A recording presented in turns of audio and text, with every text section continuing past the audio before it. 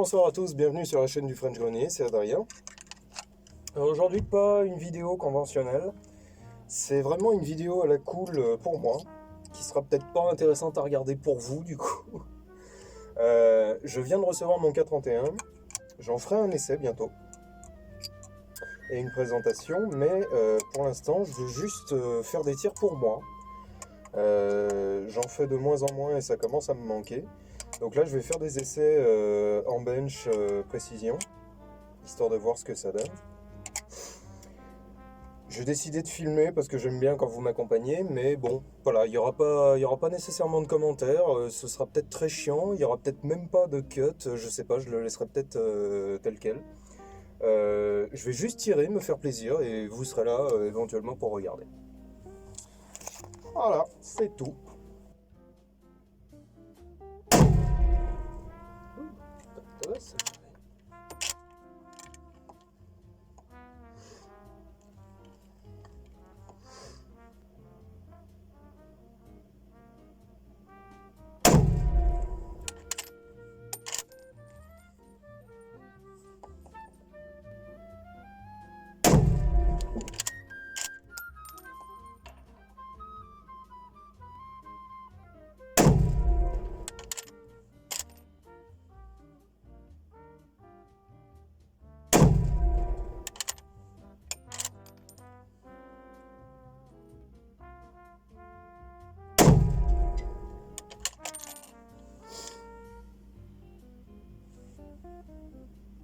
Bon, je remarque quand même commenter un tout petit peu. Je remarque quand même une chose, c'est que j'ai un flyer et je sais pas pourquoi, parce que le tir était bon. Bon, c'est peut-être la mune, c'est peut-être l'arme, je sais pas. Alors vraiment, l'arme est sortie de la boîte, hein, c'est-à-dire je l'ai pas retravaillé, je l'ai pas nettoyé, je l'ai démonté très sommairement et je l'ai peut-être pas remonté aux normes habituelles Schmitt. Je ne sais pas. Alors, je remarque quand même deux choses, c'est que j'aime pas du tout ce cran de hausse. Il est flou, j'arrive pas à me retrouver dedans, ça m'agace. J'aime plus la culasse que ce que je pensais. J'ai moins ce point dur quand j'ai de la mune, mais j'ai toujours quand même un petit point dur là qui m'emmerde. Cette bretelle est super mal placée. Mais à part ça, bon, la culasse est super fluide, ça c'est cool.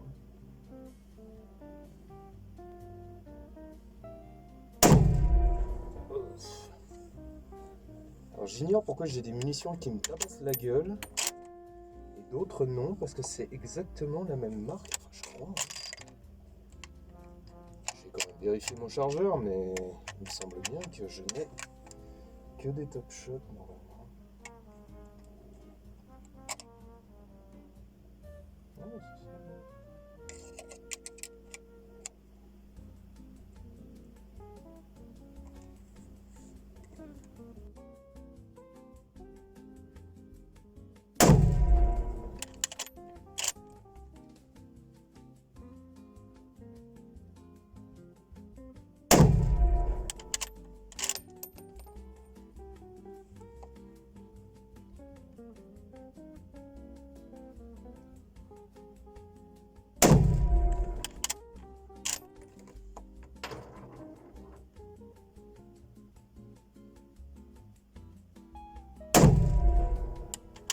Oui, celle-là par exemple, elle m'a pas du tout tamponné, alors que j'en ai certaines, elle me démonte l'épaule.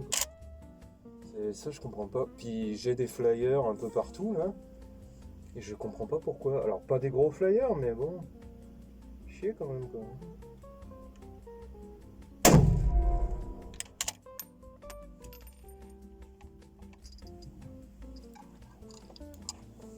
Bon, donc j'étais sur Top Shot compétition. Oh, je sais plus, 180 grains je crois.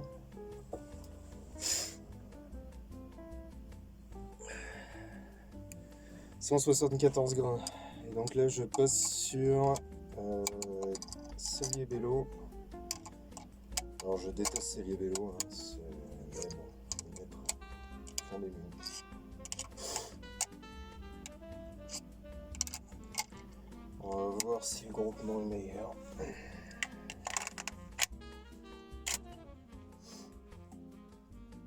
cette bretelle là, c'est une catastrophe. Oh mon dieu, j'aime pas ce cran de hausse.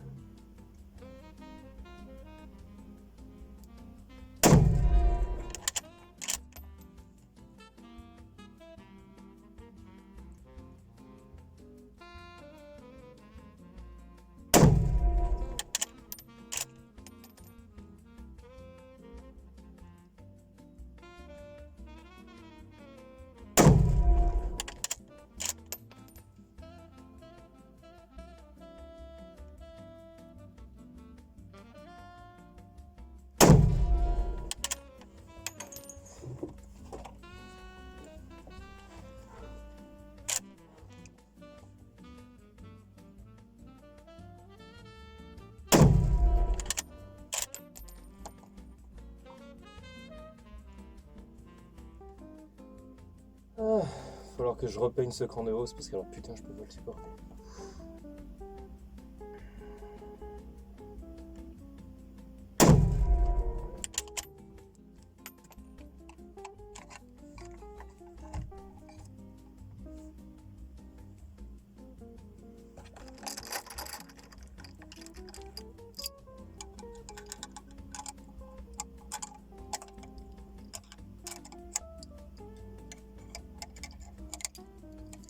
Ouais, vous voyez, ça fait du bien quand même. Prendre un peu de temps pour soi, de décompresser, tirer. J'ai rien à vous dire. Et ça fait un bien fou.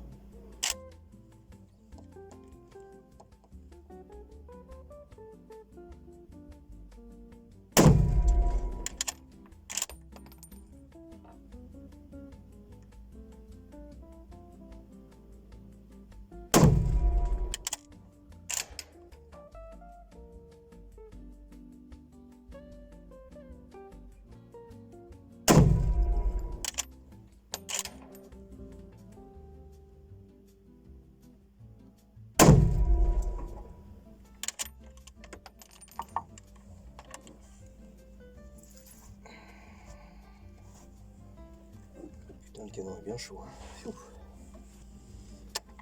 Le canon est bien chaud.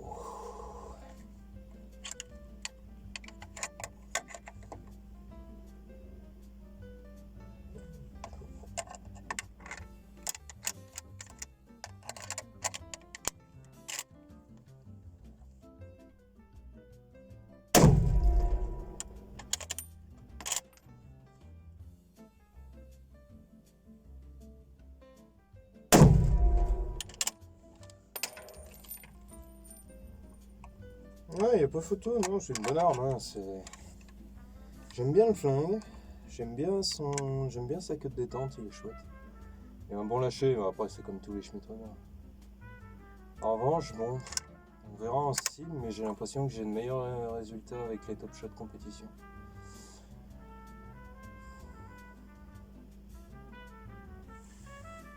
On va faire un peu de gong.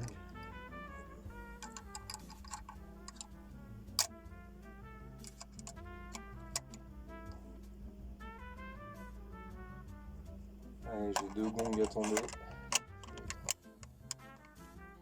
Je suis pas sur le gong attaché, hein, je suis sur des gongs. Je suis sur des gongs basculants.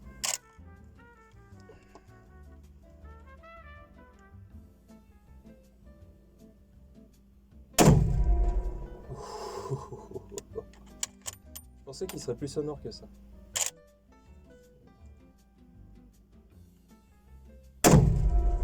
Ouh, une jolie étincelle.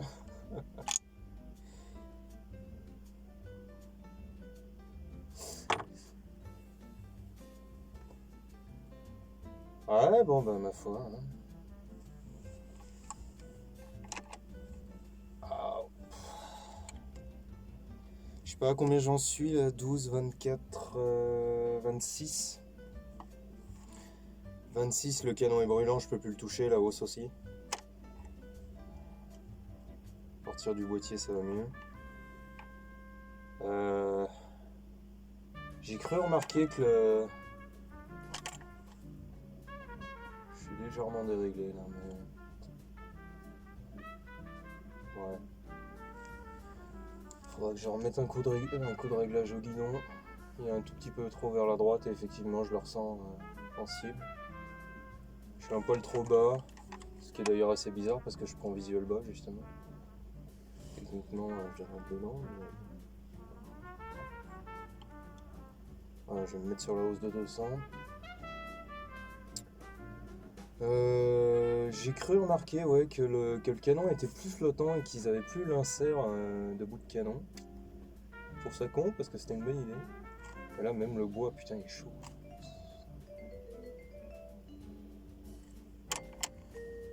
Ouais, en dehors de ça, bon c'est vrai que j'avais très peur que le point dur de culasse là me gêne beaucoup parce qu'alors à sec il est insupportable.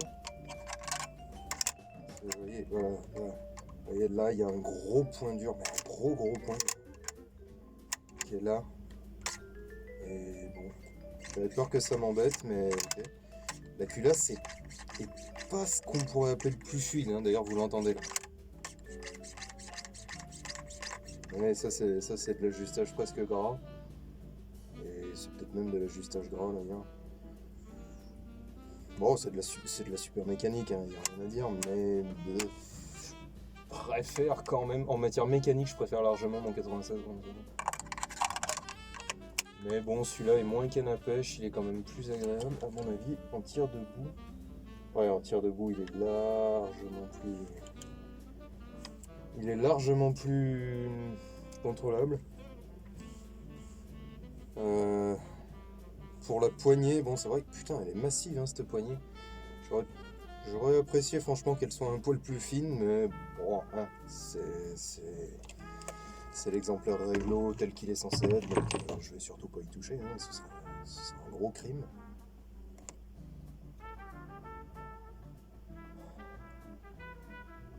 Bon allez, vous savez quoi? Je vais faire une exception à ma règle.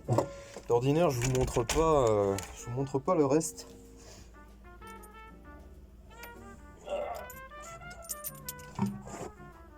D'ordinaire, je vous montre pas le reste, mais là, on va dire qu'on va faire une petite exception. Je vais me balader avec vous.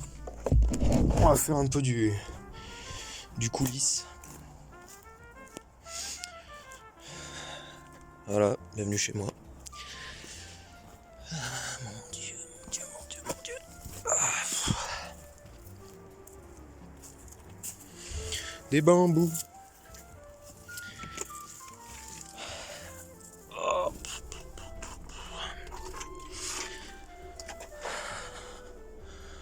Donc voilà, bon en fait j'ai moins de flyers que ce que je pensais, hein. Putain, de large. Alors, sérieux, vous voyez pas un lapin là? Genre il y a les deux pattes, la tête et deux oreilles. Sérieux, je crois que je vais la garder cette cible. Bon, ça en revanche, ça c'est pas normal, je sais pas ce qui s'est passé, mais je vous garantis que c'est pas... Enfin, sur cette cible là, c'est possible que ce soit moi, parce que c'est vrai qu'au bout d'un moment, cette hausse, je peux plus l'avoir, il faut vraiment que je la repeigne, que j'y mette des trucs parce qu'elle m'emmerde beaucoup. En revanche, je remarque, ouais, là, vous voyez, j'ai un flyer qui est sans doute le premier, le canon froid. Et après, ouais, ça va, c'est cool. Hein. C'est cool, une fois que ce sera réglé, ouais, une fois que ce soit réglé, là, j'ai pulvérisé le disque, quoi. Ouais, bon, bah, vous voyez, hein. Petite séance à la cool, je sais pas si ça fera une bonne vidéo, mais là, très honnêtement, j'en ai rien à battre. Je vous ai juste pris sur mon épaule pour vous montrer, voilà, ce que je fais de ma vie en vrai. Allez, ciao.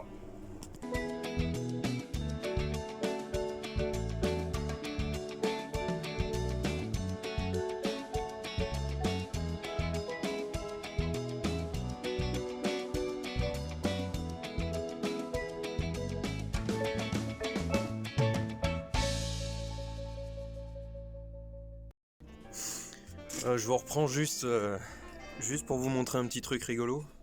Ding dang dong. Vous voyez, ça c'est l'impact sur le gong. Donc il n'y a rien, il y a à peine un toute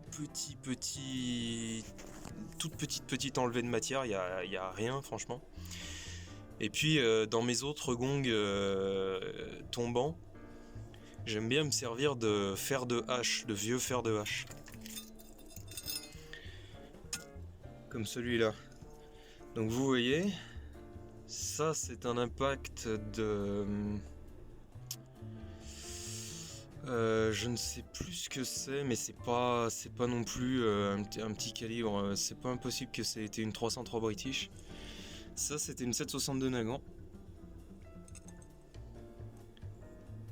Et voilà la 7.5.